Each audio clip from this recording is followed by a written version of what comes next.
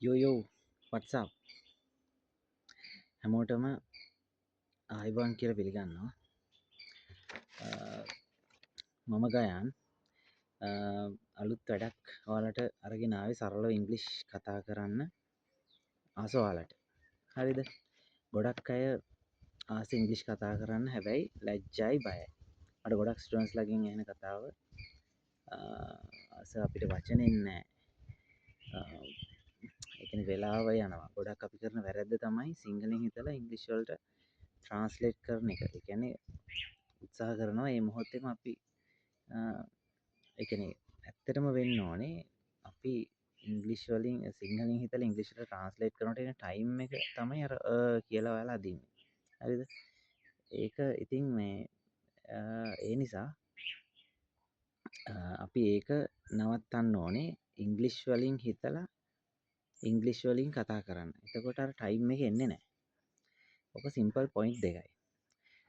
කියන්නේ දැන් අපි හිතන්නකො ටූරිසම් කරන කෙනෙක්ට රට යන්න ඉන්න කෙනෙක්ට ප්‍රයිවට් කැම්පස් එකක ජොබ් එක කරන කෙනෙක්ට එදිනදා අපිට මේ ඉංග්ලිෂ් කතා කරන එක අපි කියන්නේ ජාමේ බේරගන්න කියලා නේද? ඉතින් එහෙම කතා කරන්න අවශ්‍යයි. ඉතින් මේකට උපරිම වචන 200ක් වගේ තමයි වගේ vocabulary එක තියෙන්න ඕනේ. හරිද? ග්‍රැමර් ගැන ලොකුට හිතන්න අවශ්‍ය නැහැ. හරි? ග්‍රැමර් සාමාන්‍යයෙන් අපිට ග්‍රැමර් ගැන අයිඩියා එකක් තියෙන්න ඕනේ. හැබැයි ලොකුවට ඒක අවශ්‍ය නැහැ. කර්තෘ ක්‍රියාව කර්ම. ඒ කියන්නේ සබ්ජෙක්ට් verb object හරියට ලයින් අප් කරගන්න සහ ඔයාට කතා කරන්න අවශ්‍ය වර්ඩ්ස් ටික ඔයාට වෙලාවට එනවනම්. හරිද? ඔයා ගොඩ. හැබැයි ඒක එන්න ඕනේ සිංහලෙන් නෙමෙයි ඉංග්‍රීසි වලින්. පැහැදිලිනේ? මේ ප්‍රොසෙස් එක තුළ ඔයාලට සුද්දෙක් වගේ ඉංග්‍රීසි කතා කරන්න ඇක්සන්ට් එක අපි හදලා දෙනවා. මේ ඔක්කොටම සතියට සෙෂන් දෙක ගානේ. ඒ කියන්නේ සෙෂන් එකකට පැය දෙක ගානේ. සතියට සෙෂන් දෙකයි. ඔක්කොම සෙෂන් 10න් ඔයාලා ඉංග්‍රීසි කතා කරන්න හුරු කරනවා. ඒ කියන්නේ මාසයයි සතියයි යන්නේ. එතකොට ඊට අමතරව මේ සෙෂන් 10 විශේෂත්වය තමයි ඒ කියන්නේ ඔයාලට පර්සනලි මම ඔයාලා එක්ක කතා කරනවා. ඒ කියන්නේ දවසට 5 minutes 10 minutes වගේ මගේ ස්ටුඩන්ට්ස්ලාත් එක්ක පර්සනලි මම කතා කරනවා. කතා කරලා තමයි මේක හදාගන්න ඕනේ. මොකද ඉංග්‍රීසි කියන්නේ භාෂාවක්.